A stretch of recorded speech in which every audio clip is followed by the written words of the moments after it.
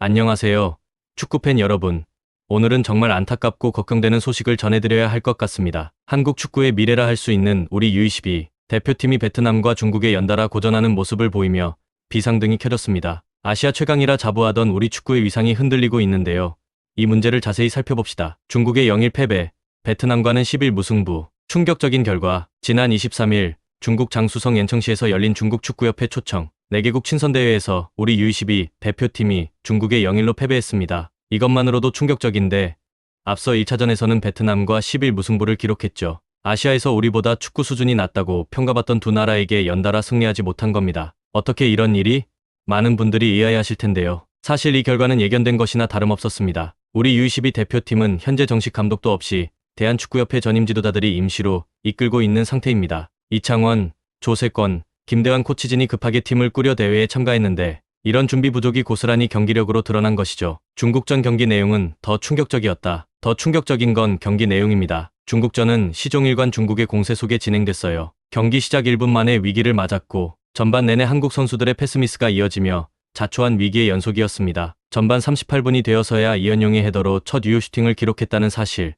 이건 정말 믿기 힘든 일이죠. 한국 축구가 중국을 상대로 이렇게 무기력한 모습을 보인 적이 얼마나 있었나요? 후반에도 마찬가지였습니다. 몇 차례 반격 기회가 있었지만 마무리가 아쉬웠고 결국 후반 41분 수비 집중력이 흐트러진 틈을 타 중국 리오아오의 골에 무릎을 꿇고 말았습니다. 이게 정말 한국 축구인가?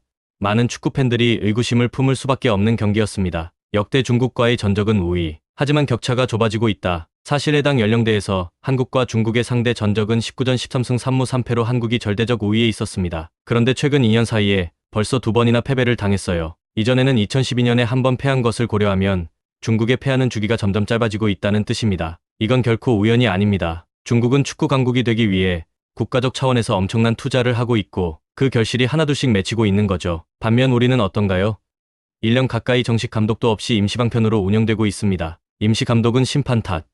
근본적인 문제는 따로 있다. 이창현 임시감독은 경기 후 중국이 승리한 이유는 전체적으로 잘 준비했기 때문이라고 인정하면서도 여태껏 중국에서 많은 대회에 참가했는데 매번 심판이 편파적으로 휘슬을 불어 많은 어려움을 겪었다라며 심판 판정에 아쉬움을 표했습니다. 하지만 이건 핑계에 불과합니다. 경기 내용만 봐도 중국이 한국보다 더 준비가 잘 되어 있었고 더 조직적인 플레이를 보여줬습니다. 문제의 핵심은 심판이 아니라 우리의 준비 부족, 그리고 이를 방치한 축구협회의 행정력에 있습니다. 황선홍 감독 사퇴 후 1년째 공석, 방치된 U22 대표팀. 우리 U22 대표팀은 황선홍 감독이 40년 만에 올림픽 본선 진출 실패 후 사퇴한 뒤 정식 감독이 1년째 공석 상태입니다. 지난해 6월 프랑스 툴롱에서 열린 모리스 레벨로 친선대회에서도 정식 감독 없이 최재형 선문대 감독을 임시로 선임해 참가했죠. 이런 식의 운영이 계속된다면 2026 나고야 아이치 아시안게임에서 대회 4연패 도전은 물 건너갈 수도 있습니다. 선배들이 피와 땀으로 쌓아온 한국 축구의 위상이 순식간에 무너질 수도 있는 상황인 겁니다. 베트남, 중국뿐 아니라 동남아시아 국가들도 빠르게 성장 중. 더 걱정되는 건 베트남, 중국만의 문제가 아니라는 점입니다. 태국, 인도네시아, 말레이시아 등 동남아시아 국가들도 빠르게 성장하고 있어요. 이들 국가에서 유럽 리그로 진출하는 선수들도 늘고 있고 자국 리그의 수준도 향상되고 있습니다. 반면 우리는 어떤가요?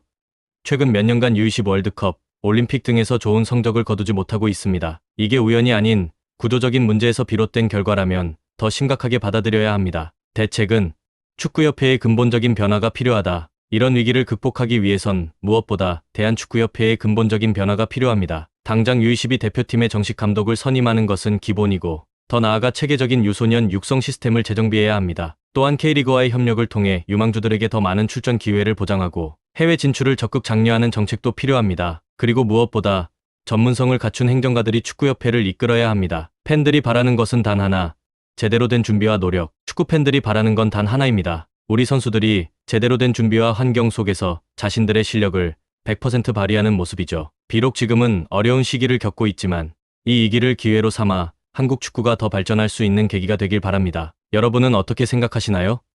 한국 축구의 현재 상황과 미래에 대해 여러분의 의견도 댓글로 남겨주세요. 앞으로 U22 대표팀이 어떤 모습을 보여줄지, 그리고 축구협회가 어떤 변화를 보여줄지 함께 지켜봅시다. 이상 베트남과 중국에 연이어 고전한 한국 U22 축구대표팀 소식이었습니다. 구독과 좋아요 부탁드리며 다음 영상에서 더 좋은 소식을 전해드릴 수 있기를 바랍니다. 감사합니다.